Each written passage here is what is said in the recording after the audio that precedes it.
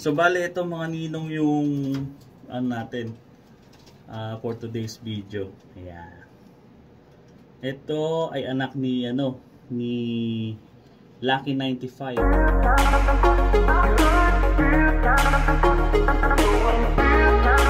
Naka-emote. Yun, what's up mga ninong? Vlog na naman tayo. Bagong tasa yung nyo, ninong nyo. Ayan. So yun nga, medyo malungkot tayo kasi nga hindi tayo natuloy kay Ganus, dun kay Mike Ganus na auction. May misunderstanding ang nangyari, so yun. Hindi tayo nakapunta. So bali for today's video, ipapakita ko sa inyo na bago nating off color na lumabas na inakay.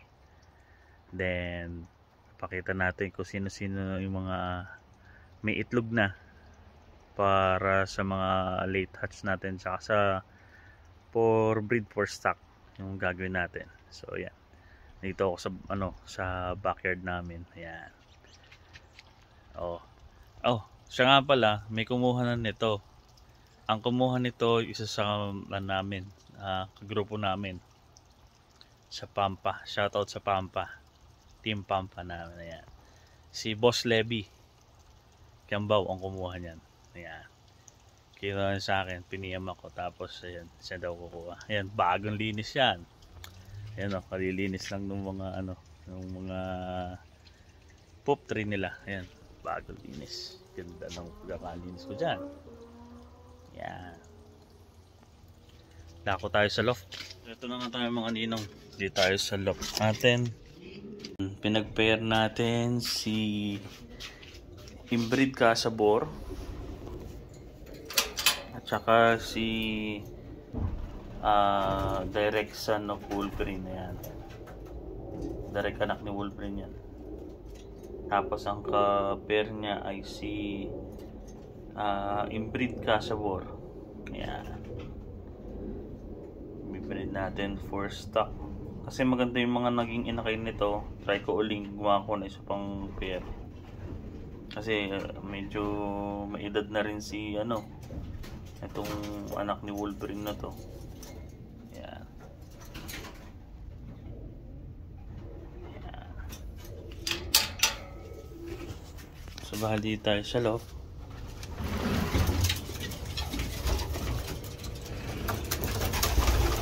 Ito tayo sa cock session. Nakikita nyo ba yan? Ang may responsable niyan, si natin, nakasikwat yung pakpak na yan.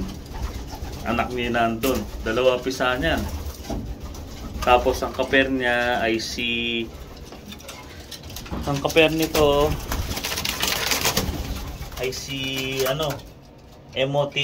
MOTM21. Si Nothing Can Stop Me. Ayan o, dalawa anak. Ayan. Healthy naman. Ayan. Ayan yung mga stock natin na dako naman tayo rito sa may breeding station natin. Yan yung mga ibang hen natin na lipas inakay, kumbaga. Yan. May iba pa akong ibang hen natin nandito, tapos yung ibang lipas inakay natin. Then meron ako nakitang isang cock ata rito na halo. Hindi na halo, kumbaga nag-turn na siya na as cock nga. So hanapin natin. Gawat. Itong pairing natin ng update lang natin. Pairing ng breed Queen L. Ito. Tapos ito naman yung Wolverine Laura. Meron na silang isang itlog. Yun na nga rin sinasabi ko dito, kaya gusto ko rin ito i-update kasi nabasag yung isang itlog nila. Hindi ko alam bakit, paano napunta dyan. Yun yung upo, yung nila, yung pugad. nalaglag dun. Hindi ko alam paano nangyari. Ano, sayang. Yun. Dito naman tayo sa baba. Ito yung dinidevelop natin na pairing. May dalawang itlog na rin yan. I think nung nakaraan sinabi na rin may itlog to. Bali ito yung grandson ni Gaspacho, tapos ito naman yung ano, yung apo niya. So bali inbreed na mangyayari niyan. Yan. Tapos dito tayo sa Baldwin. Itong Baldwin ko ayaw pa rin mga itlog. Nag-itlog sila, nabasag din yung isa. Tapos yung isa sobrang laki, kala mo itlog ng ano, itlog ng manok. Tinanggal ko, walang similya. So hoping na maglabas din this week or next week siguro.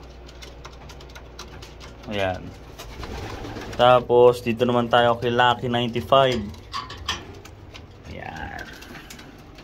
Ito yung itlog ay yung kapara sa Lucky 95. Ayan. Ito sa Lucky 95. Healthy pa rin, masyadong matapang. Ayan. May dalawa rin itlog yan. Tapos kung natatandaan nyo sa last video natin, may anak na yung ano natin yung Porsche. Yung Porsche 911. Ito na, malalaki na yung mga inakay nila. Ayan, oh. Ganda. Ganda lumabas. Possible parehas na ano to, na cock siguro. Ayan, parehas checker na lumabas. Ang nanay ay Thomas 6. Tapos itong tatay ay Porsche 911 nakakross kay Esme, na inbreed Esme. Ayan, ni Binstra. Ayan. Tapos dito tayo kay isang star of star dito sa ano natin, sa loft natin, si Borga. Si Borga ay pinares ko dito sa isang Baldwin na hen. Tapos nakapisa sila ng isa. Ayan, tapang. Ayan, oh. Medyo malaki na nga eh. Nag-iisa kasi yan eh. Baka mamaya singsingan ko na yan. Ayan. Yun ang update natin dito sa ano, sa breeding station natin. Pasensya na, pasintabi sa dumi ng sa dumi ng ibon. Sa echas, dami. Hindi na natin maiiwasan yan. Dito rin nga eh. Di pa ako nakabili ng screen para dito. Lalagyan ko ito ng screen para kakapit ko dito, para hindi na sila nakakapunta dyan. Para dito na lang, hindi sila nakakalipad. Mostly dito na lang sila lilipad sa loob na to. Dito lang, ayan, sa perch. Tapos yun lang, so far yan ang ano natin, yung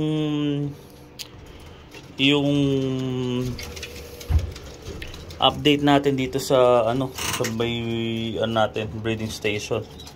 Siya nga pala, may papakita nga pala ako sa inyo mga ninong. Ipapakita ko sa inyo ay anak ni Lucky 95. Ito off color, halos pang ilan natin tong off color this year. Parang ano ba kung meron? Hindi, pang ilan ito, pangalawa na siguro may lumabas na off color sa atin ngayon this year. Teka lang, kupon natin ha. So bali ito mga ninong yung ano natin for today's video. Ayan. Ito ay anak ni ano, ni Lucky 95. Ayan. Ganda nung lumabas na anak ni Lucky 95 na to. Astig din ng kulay kasi ano, mana sa kanya yung kulay. Kung hindi nyo naman natatanong, si Lucky 95 ay pang third sa 300 miles kung natatandaan ko. Pang third. Money winner si Lucky 95. Ay magpahipo. Yan. Ganda oh. Ganda ng mata oh. Ganda rin ng mata niya. Mana sa nanay ito. Yung mata. Ito yung pakpak niya, oh. Ganda ng pagkaka, ano. Ang ganda ng pagkakakuha din ng kulay sa, ano. Parang yung kulay ni Lucky 95. Ayaw niya pahipo, eh. Ganda rin ng pakpak.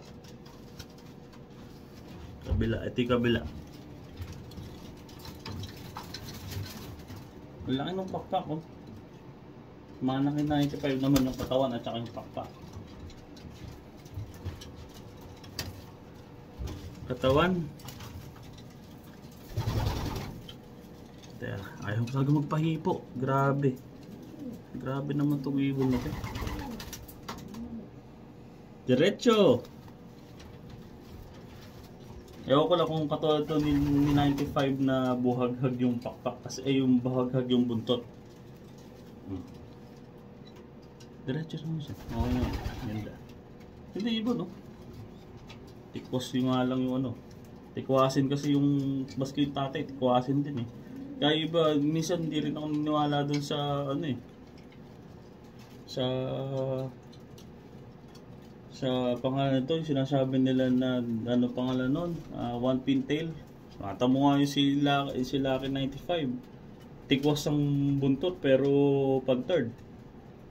Sa 350 miles. Money winner pa yun. Nakakross siya sa grandson ni ano, sa Gaspacho. Ayan.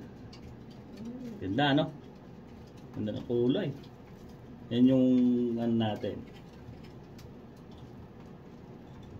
Tadaan! So yun lang mga ninong, pinakita ko lang sa inyo. Ganda, ganda ng ibon natin na to. Lumabas na anak ni 95. Yun lang yung natin, yung update natin ngayon dito sa loft natin. Bali, in-update ko lang kayo sa mga bago nating mga inakay at saka kung sino yung may mga itlog. So, kung nagustuhan nyo itong video na to mga ninong, paki-subscribe naman yung video natin para madagdagan tayo sa mga subscriber natin kasi subscriber natin 199 pero big shout out sa sa 199 na yan. Aabot din tayo ng 1,000. Tsaga-tsaga lang, sabi nga. So yun lang mga ninong, sana maganda yung pag-breed nyo ngayong breeding season maski dyan sa Pilipinas. Dito kasi sa amin ay kumbaga late hatch na o pang-breed for stock kasi next month preparing namin ng breeding season para sa January. Ayan. So mag-aan tayo, magko-condition uli ng mga breeder para dun sa paparating na breeding season ng January. Okay? So yun lang mga ninong. Maraming salamat sa panonood. Peace.